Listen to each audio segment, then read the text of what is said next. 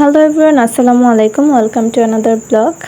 তো আজকে অনেক দিন পর, মানে আমার কাছে মনে হচ্ছে অনেক যুগ যুগ পরে আমি বাসা থেকে বের হচ্ছি, কিন্তু আসলে না। আমি গত 1 মাস ধরে ঘরের ভেতরে বন্দি। প্রায় দফায় দফায় অসুস্থ হচ্ছি, বিভিন্ন সমস্যার সম্মুখীন হচ্ছি, সেজন্য আর বাইরে বের হওয়া হচ্ছে না। এখন যেহেতু ঈদের সিজন, তো হঠাৎ করে মনে হলো যে একটু বাইরে যাওয়া উচিত। আর আমার দরকারি কাজে আমি বাইরে গিয়েছিলাম। তবে আম্মুর সাথে গিয়েছি বিধায় খালামণির বাসায় একটু ঘুরে আসা হয়েছে। তো আজকের ব্লগটা এটা নিয়েই থাকছে যে আমরা খালামণির বাসায় কী কী করলাম, কীভাবে আমাদের দিনটা গেল, আর আসলে কী কাজের জন্য বাইরে গিয়েছি সেটা ভিডিওর শেষে বলছি। তো আমি আরাফার আম্মু তৈরি হয়েই রেডি হয়ে চলে গিয়েছিলাম আমার খালামণির বাসায়। আসলে অনেক আত্মীয় স্বজন থাকার পরেও মানুষের একটা সেফ জোন থাকে না, একটা একটা জায়গায় যেতে অনেক মানুষ বেশি পছন্দ করে। তো আমাদের সেই জায়গাটা আমার ছোট ফুপির বাসায়। আমি আগে অনেক যেতাম, মানে একটা সময় ছিল যে ছোট ফুপির বাসায় আমার অনেক বেশি কমফোর্ট লাগতো। এখনও সেরকমই, ছোট ফুপির বাসায় যেরকম যাই সেরকম আমার ছোট খালামণির বাসাতে আমার অনেক বেশি কমফোর্ট লাগে। আমাদের আসলে অনেক বেশি আত্মীয় স্বজন থাকার পরেও কেন যেন এই ছোট খালামণির বাসায় আর ছোট ফুপির বাসায় একটু কমফোর্ট লাগে। এছাড়া আমি অন্য কোনো খালামণির বাসায় বা অন্য কোনো ফুপির বাসায় আসলে যে থাকতে চাই না বা থাকি না।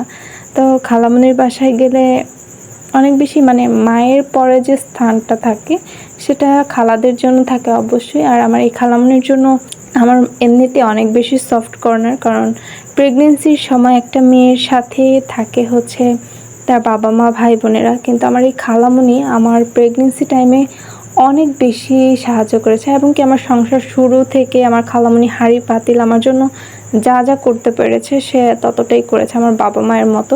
তো এই জন্য খালামণির প্রতি আমার একটু অন্যরকম টান, আর এই জন্যই ওনার বাসাতে আমি একটু কমফোর্ট ফিল করি। যে আর আমি মানে চাপা স্বভাবের মানুষ, তো খুব বেশি মানে মানুষের বাসায় যেতে পছন্দ করি না, খুব বেশি কথা বলতে পছন্দ করি না। সেজন্য সবার বাসায় যাওয়া হয় না। আমার এলাকাতে আমি কারো বাসায় 1 সেকেন্ডও যে বসতে পারি না, আমি কারো বাসায় যাইও না।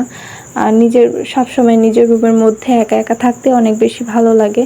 তো সেই রকম একটা মানুষ আসলে সবার বাসায় যে কমফোর্ট ফিল করবে না, এটাই স্বাভাবিক। তো কেন যেন আমার ছোটো খালামণির বাসায় আর ছোটো ফুপির বাসায় একটু কমফোর্ট লাগে, যদিও সময়ের সাথে সাথে এখন মানে অনেক জায়গায় থাকতে হয়, যেতে হয়। আরেকটা বিষয় মানে মানুষ থাকার পরে একটা মানুষ অনেক বেশি চেষ্টা করে মানুষের কেয়ার করার, কিন্তু আমার এই খালামণির আসলে কিছুই নেই, বাড়িঘর নেই, কোনো সেভিং নেই। তারপর খালামণি সবার জন্য অনেক বেশি চেষ্টা করে, সবাইকে অনেক বেশি আপ্যায়ন করার চেষ্টা করে, অনেক বেশি। আসলে কিছু মানুষ থাকে না যে আপনি তাদের একটু মায়া একটু ভালোবাসা দিলে সে মানুষটা আপনাকে কলিজা কেটে পর্যন্ত খাওয়াতে রাজি হয়ে যায়। তো আমার খালামণি সেরকম একটা মানুষ, তার আসলে কিছুই নেই, তারপরও তার আসলে তাকে একটু মায়া ভালোবাসা যেখানে পায় সেখানে তিনি সব কিছু করেন, সবার জন্যই কম বেশি চেষ্টা করেন।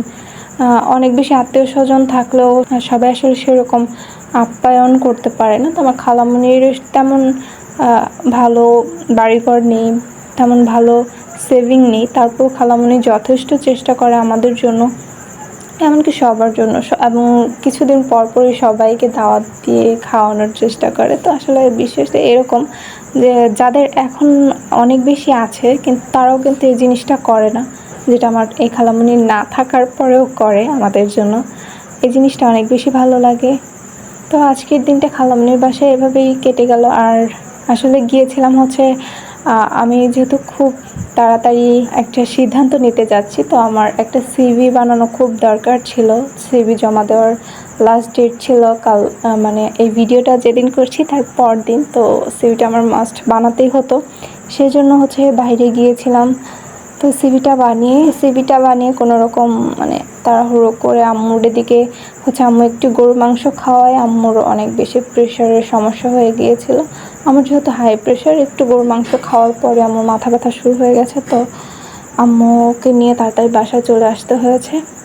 তো আজকের ব্লগ এই পর্যন্তই। সবাই ভালো থাকবেন, সুস্থ থাকবেন। আল্লাহ হাফেজ, বাই বাই।